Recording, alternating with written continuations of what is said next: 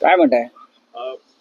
काल नीलम गोरेंनी वक्तव्य केलं, आरोप केले, त्याच्यानंतर तुम्ही निर्लज्ज बाई आहे, निर्लज्ज. नमक हराम हा शब्द कापायचा नाही.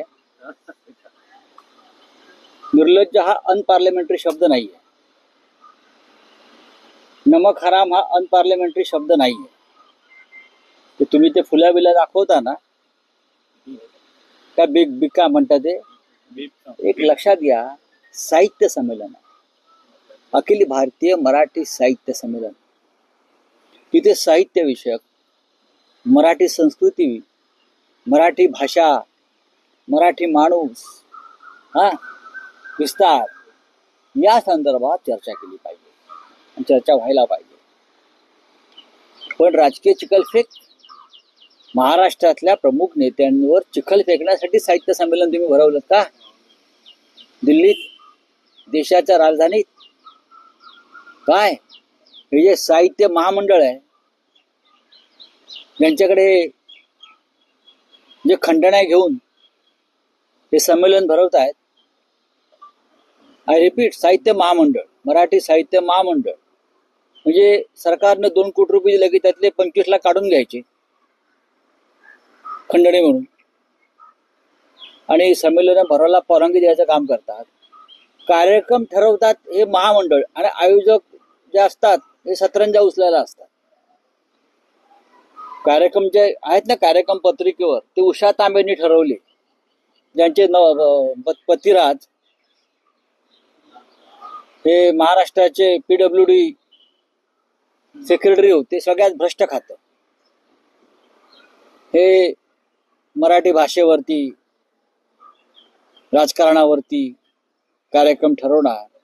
नीलम गोरे यांचं कालचं जे वक्तव्य आहे ही त्यांची विकृती आहे. त्यांनी काय विधान केलं वगैरे सोडून द्यावं.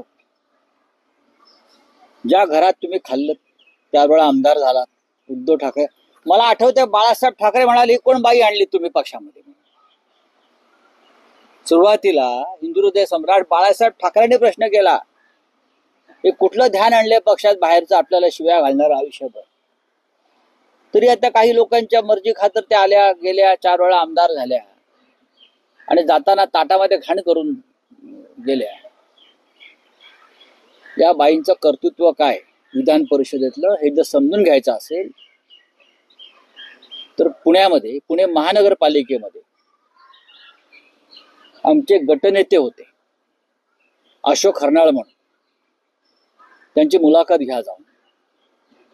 त्यांच्याकडून धमक्या देऊन हे जेव्हा पुण्याचं प्लॅनिंग DP सुरू होतं तेव्हा कोणाकोणाच्या नावावर या बाईंनी कोट्यावधी रुपये गोळा केले.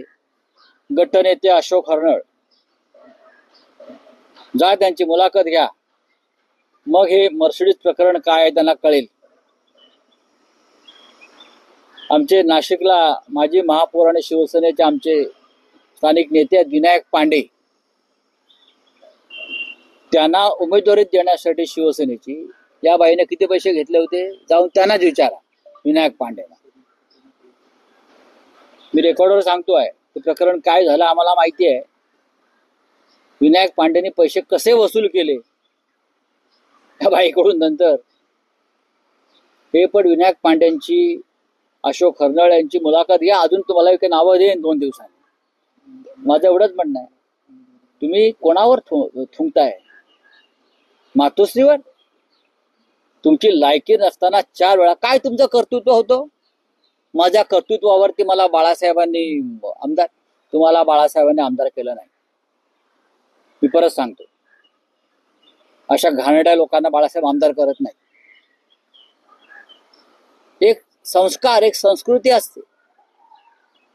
आम्ही गेलो, सोडून गेलो, दूर झालो, काही कारण असतील तुमची, तुम्ही अशा प्रकारे विधान करता मातोश्रीच्या बाबतीत, शिवसेना पक्षप्रमुखांच्या बाबतीत, ज्यांनी तुम्हाला 4 वेळा आमदार केलं, ज्यांनी तुम्हाला 4 वेळा आमदार केलं, उपसभापती केलं, म्हणून तुमचा रुबाब आहे ना.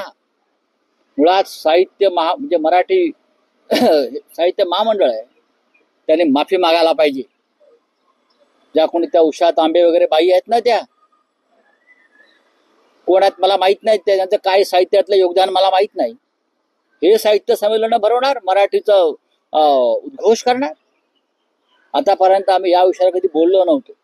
मराठी भाषेचा आणि मराठी साहित्याचा विषय, साहित्य आम्हाला कळतं, आम्ही लिहिणारी माणसं आहोत. पण राऊत साहेब, तुम्ही नीलम गोऱ्हेच्या बाबतीत आता जो शब्द वापरला, त्या महिला आहेत आणि त्या महिला असल्या म्हणून काय झालं? सभापती आहे, मग काय झालं? तुमच्यावर हक्कभंगही येऊ शकतो. 10 हक्कभंग आणा हो.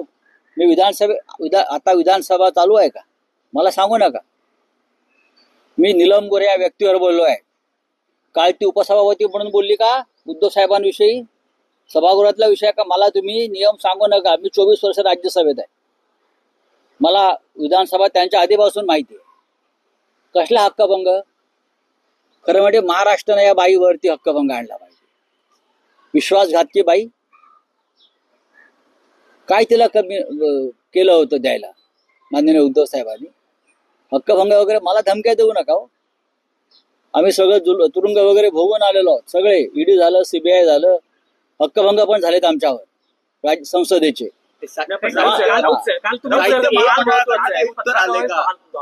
हे केलेलं आहे की तुषार तांबे यांनी 50 लाख होय दिलेत. काल नीलम गोऱ्हे या बाहेर पडताना पत्रकारांशी त्या बोलत होत्या खाली की मी महामंडळाला 50 लाख दिले उषा तांबेला. म्हटले बोले, लोकांनी रेकॉर्ड केलेलं आहे. मी 50 लाख रुपये देऊन माझा कार्यक्रम लावला.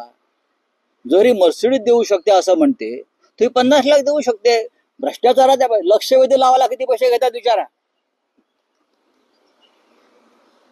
लक्षवेधी लावायला, प्रश्न विचारायला, प्रश्न आल्यावरती संबंधितांना बोलवून डील करा. माझ्याकडे सगळे माहिती आहे आणि पुरावे असा आहे. ते हक्कभंग आणा, काय तुमचा हक्कभंग वगैरे आणा.